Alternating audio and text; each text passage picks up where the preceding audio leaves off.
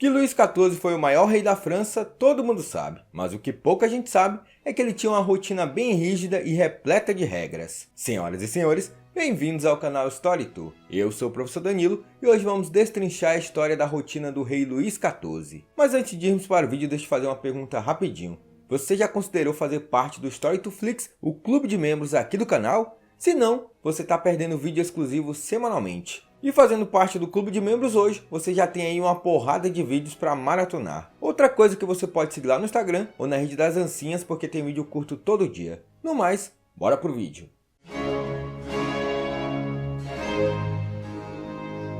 Luís XIV foi um dos mais longos soberanos da Europa, mantendo seu trono por incríveis 72 anos. Seu reinado é conhecido como uma espécie de idade do ouro do absolutismo francês, admirado pela deslumbrante cultura da corte real em Versalhes e pelas realizações intelectuais e científicas que floresceram sob seu patrocínio.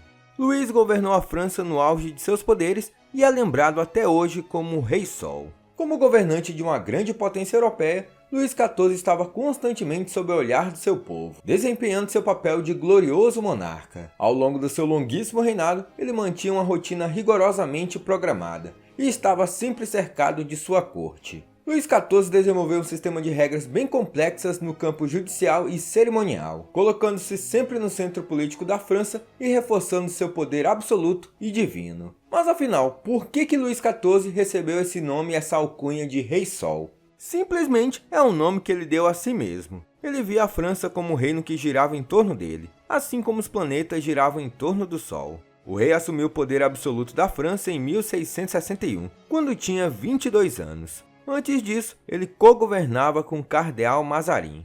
Em 1682, ele se mudou definitivamente para Versalhes, junto com toda a sua corte, que lutavam pelos mais de 700 quartos do palácio. Os nobres não tinham escolha, eles não podiam escolher viver em suas próprias casas. Assim, eles permaneceram presos ao mais estrito protocolo, em uma atmosfera sufocante em que suas vidas eram conduzidas pelos caprichos de um monarca absoluto. O famoso memorialista Duque de Saint-Simon escreveu sobre Luís XIV. Com um almanaque e um relógio, podia-se a 300 léguas de distância dizer com precisão o que ele estava fazendo. O dia do rei era cronometrado minuto a minuto, para permitir que os oficiais a seu serviço planejassem seu próprio trabalho. Da manhã à noite, seu dia funcionava como um relógio, com uma programação tão estritamente ordenada quanto a vida da corte. Todos os dias, o rei se levantava no mesmo horário, comia no mesmo horário, brincava ou trabalhava ao mesmo tempo. E as regras rigorosas de etiqueta eram aplicadas a cada uma de suas atividades. E claro, a corte tinha que seguir a mesma rotina do rei. Aí detalhe, se você quiser saber um pouco mais sobre Versalhes, tem um vídeo aqui que eu fiz diretamente de Versalhes, porque eu vou citar Versalhes ao longo do vídeo, então já fica avisado. Estou deixando aqui na descrição, ou ele está passando aqui pela tela, tá bom?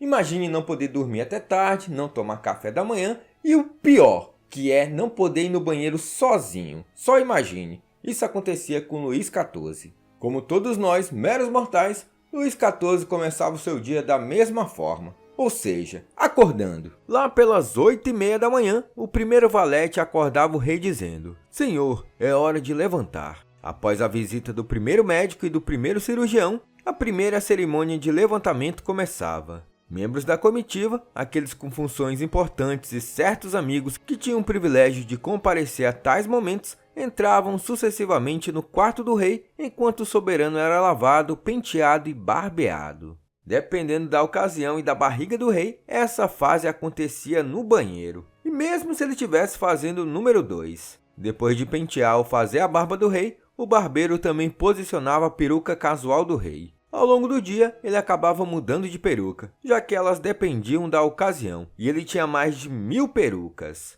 A propósito, atender o rei durante seus negócios era uma posição muito valorizada pela qual os nobres disputavam. Em seguida, os oficiais da câmara e do guarda-roupa entravam para a grande cerimônia de levantamento, durante a qual o rei se vestia e tomava seu café da manhã, geralmente chá de ervas ou caldo de legumes. O rei levava alguns minutos para escolher os menus do dia. O mestre dos relógios se certificava de que o relógio do rei estivesse correto, e o barbeiro trocava a peruca do rei para um modelo mais formal. Assim como os membros da corte mais importante, os servos reais mais próximos tinham permissão para assistir a essa cerimônia. O número de espectadores, todos do sexo masculino, chegava em torno de 100 pessoas. Então, às 10 horas, o rei liderava uma procissão ao longo do extraordinário Salão dos Espelhos, que separava seus grandes aposentos dos da rainha.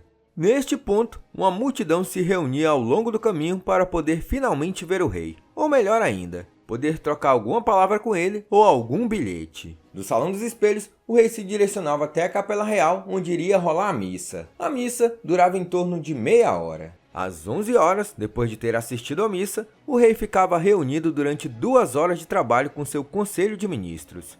Isso nas segundas e quartas-feiras. Ele se reunia com seus jardineiros e arquitetos na quinta-feira. Às terças e sábados, ele se reunia com seus ministros da fazenda. E no domingo, ele lidava com o estado da nação. As sextas-feiras eram reservadas para questões de consciência, especialmente a confissão. E pensa no homem que cometia o pecado da carne, esse era o rei Luís XIV. Esse tinha que se confessar, hein? Nesses muitos conselhos e reuniões, o rei ouvia muito, falava pouco, mas ele sempre tinha a palavra final. Às 13 horas, batia aquela fome, vocês sabem, né? Então, era a hora do almoço. O rei comia sozinho em seu quarto, sentado a uma mesa de frente para as janelas. Em princípio, esta refeição era feita em privado, mas Luís XIV tinha o hábito de admitir todos os homens da corte, geralmente os presentes na cerimônia de levantamento. Com a barriga cheia e o país sob controle, o rei voltava tarde para se exercitar e se divertir. Às 14 horas, o rei dava suas ordens e anunciava seus planos. Se fosse passear, seria no jardim a pé ou de carruagem com as mulheres. Se decidisse ir à caça, esporte favorito dos Bourbon, o monarca se dirigia ao parque se ele fosse caçar com armas. Quando ele caçava com cavalo, ele ia para a floresta.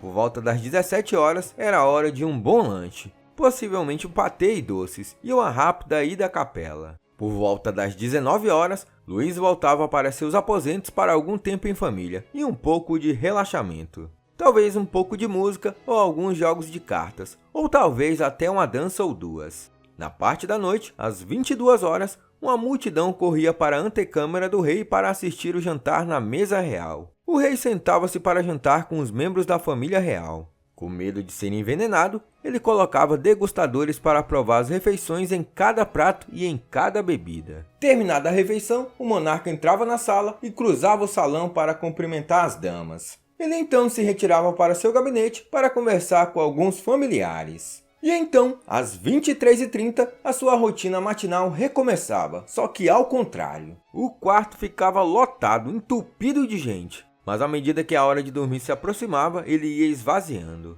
A única diferença com a cerimônia matinal era a presença de um servo segurando velas, pois o quarto ficava escuro ao contrário da manhã, já que a eletricidade ainda estava alguns séculos no futuro. Segurar a vela era, aliás, uma tarefa muito desejada e uma verdadeira honra, realizada por um notável diferente a cada noite.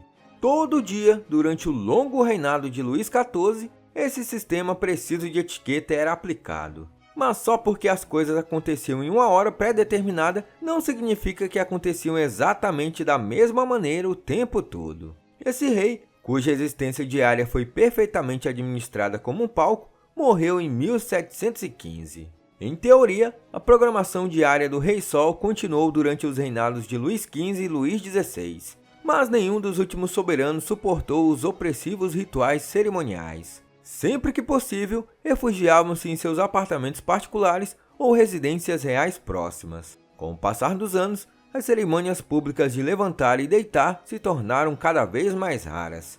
E os cortesãos reclamavam que nunca havia um rei, ao contrário da época de Luís XIV. Então é isso, pessoal. Chegamos ao final de mais um vídeo e espero que vocês tenham gostado. Então, depois de ver toda essa rotina aí do Rei Sol, você teria a pique de aguentar todo dia isso daí? Comenta aqui que eu quero saber. Outra coisa que eu quero saber de você é qual rei que você acha que merece ter aqui um vídeo comentando a rotina. Por exemplo, o dia a dia de Dom Pedro II, Dom Pedro I ou outro aí da Europa. Comenta aqui que eu posso fazer futuramente. No mais, não esquece de deixar o joinha, se você não for inscrito se inscreva e considere ser membro do Storytoflix, o clube de membros aqui do canal. Dito isso, falou!